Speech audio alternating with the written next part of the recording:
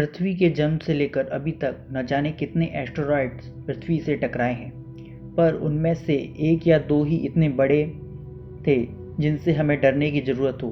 एक जिस एस्टेरॉयड के बारे में आप सभी ने सुना होगा, जिसके टकराने से सारे डायनासोर खत्म हो गए थे, उस एस्टेरॉयड का साइज साइंटिस्ट के मुताबिक 10 से 15 किलोमीटर चौड़ा था। तो आप समझे, 10 से 15 किलोमीटर चौड़े एस्टेरॉयड के टकराने मात्र से डायनासोर और काफ़ी सारे अन्य जीव जंतु, पेड़ पौधे कई 100 सालों तक नष्ट हो गए थे। दोबारा जीवन ही नहीं पनप पाया था। तो कितना खतरनाक हो सकता है। पर आज आपने जिस एस्टेरॉयड्स के बारे में जानने के लिए इस वीडियो पर क्लिक किया है, वो लगभग 310 मीटर का है।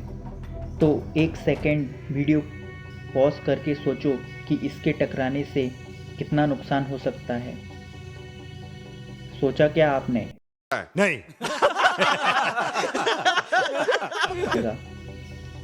और मैं ऐसा क्यों कह रहा हूँ, इस वीडियो में आगे बताऊंगा।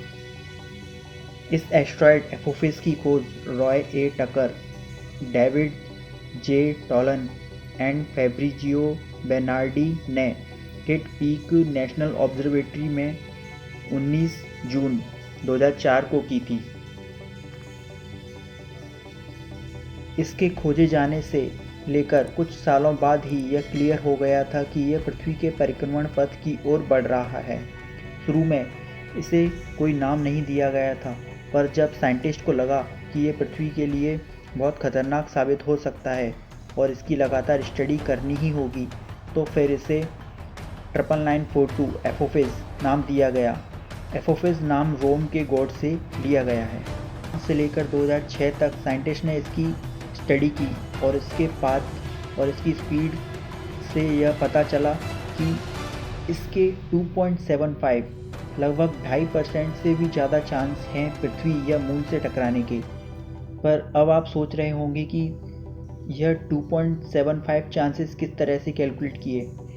तो इसके पीछे साइंटिस्ट ने पृथ्वी के परिक्रमण पथ की कितने साल में पृथ्वी किस पॉइंट पर होगी, साथ ही साथ जिस स्पीड से वह एस्टेरॉयड्स आ रहा है, अलग अलग फ्रिक्शंस और अलग अलग चीज़ों के माध्यम से कब तक वो यहाँ पर पहुँचेगा, इन चीज़ों से यह 2.75% साइंटिस्ट ने निकाला। साइंटिस्ट के लिए भी एकदम सटीकता से यह बता पाना कि यह कब पृथ्वी के पास या पृथ्वी से टकराएगा, यह आसान नहीं है, क्योंकि 2004 से 2006 तक की गई स्टडी से यह दावा किया गया था कि यह 13 अप्रैल 2029 को सबसे नज़दीक को पृथ्वी या चंद्रमा से सबसे नज़दीक होगा या उससे टकरा भी सकता है। जब कुछ दूसरे साइंटिस्ट ने कुछ दूसरे साइंटिस्ट ने गोल्डस्टोन वेडर से इसकी स्टडी की और उनके मुताबिक यह 2036 में अर्थ या मून के सबसे नज़दीक होगा या उससे टकरा सकता है। पर मेरा तो साइंटिस्ट से कहना है कि प्लीज़ सही से और जल्दी कैलकुलेट कर दें कि कब यह पृथ्वी या मून के पास से गुजरेगा। ऐसे उनके मुताबिक 2.75% चांस भी है कि यह पृथ्वी या मून से टकरा भी जाए।